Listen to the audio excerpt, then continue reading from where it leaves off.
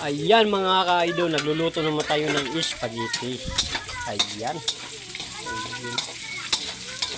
Kung paano magumawa ng spaghetti, yung simpleng handaan lang pero masarap. Ayan. Ayan. Kumitis na yung nagluluto. Sarap ng pake ng ka-idol.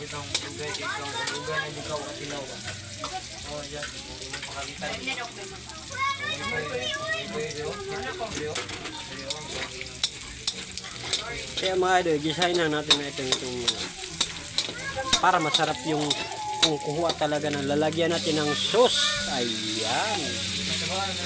Alright. Tapos pagkatikutin mo ng mga idol paggawa ng spaghetti kasi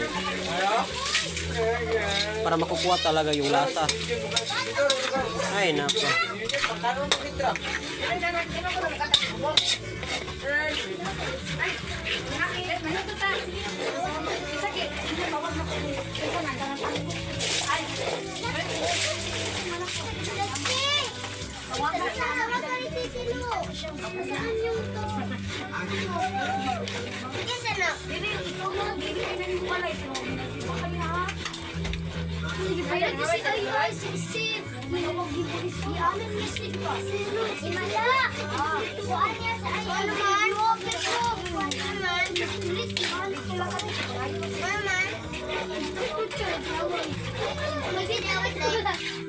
Ito yung sauce ng spaghetti mga idol.